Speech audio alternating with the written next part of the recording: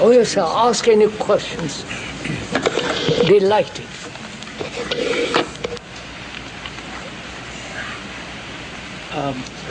Mr. Krishnamurti,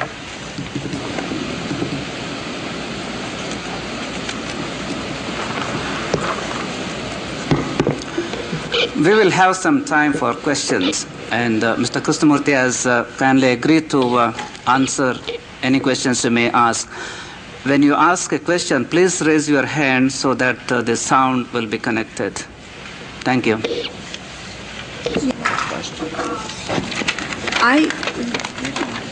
I'm asking a question in regards to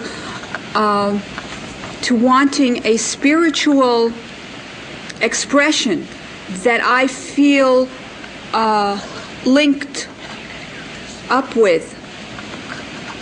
Am I being heard? I don't think so. I don't understand. Yes. I feel that it is a disconnecting. Okay. I feel there's a disconnecting sense that is being communicated to me. I would look forward to a spiritual connection to myself and the fellow people in this group that would be an elevating sense.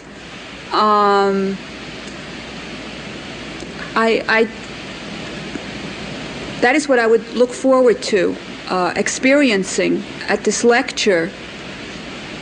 A more uplifting spiritual sense of oneness rather than an intellectual expression. First of all, I don't understand the word spiritual.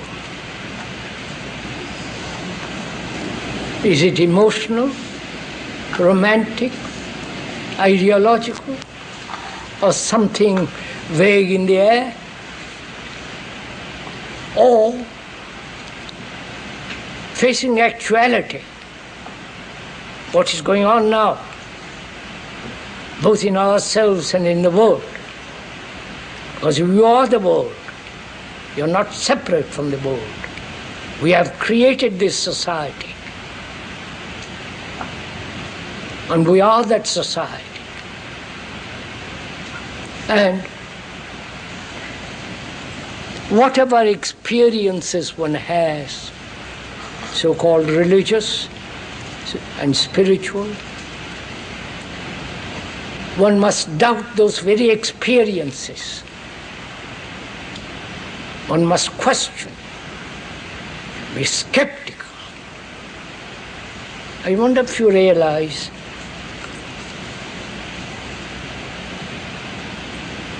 that the word skepticism, questioning, inquiring, is not advocated in the Christian world.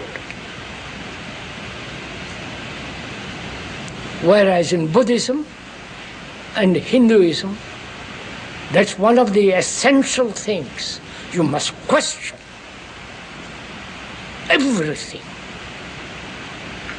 till you discover or come upon that truth which is not yours or any other's. It is truth. And this inquiry is not intellectual. Intellectual is only a part of the whole human structure. One must look at the world, at oneself as a holistic being. And truth is not something to be experienced. If one may point out, who is the experiencer apart from experience? Is not the experiencer part of the experience? Otherwise you wouldn't know what experience is had. So the experiencer is the experience. The thinker is the thought. The observer, in its psychological sense, is the observed. There is no difference. And where there is difference, separation, there comes conflict. With the end of conflict, there is freedom. And only then truth can come into being. All this is not intellectual, for God's sake. This is something that one lives, finds out.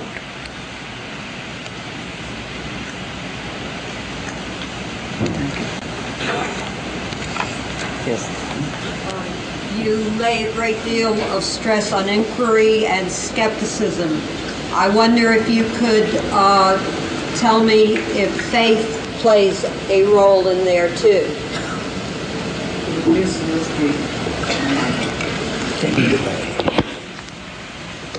You have mentioned skepticism and inquiry, and I wonder if the word faith also plays a role in your exercises.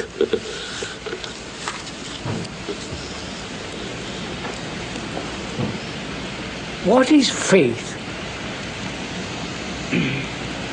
What do you put your faith in?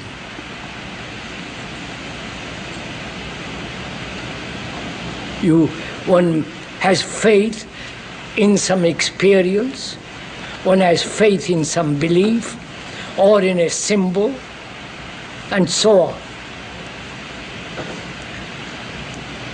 Why does one have faith?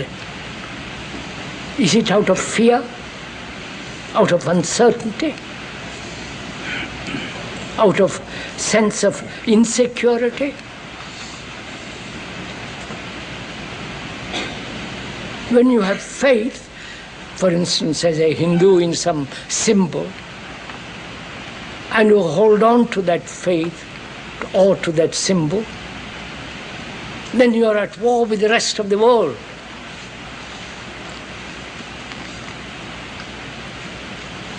But to inquire gently, hesitantly, questioning, asking yourself, then out of that comes clarity. And there must be clarity to understand that which is eternal.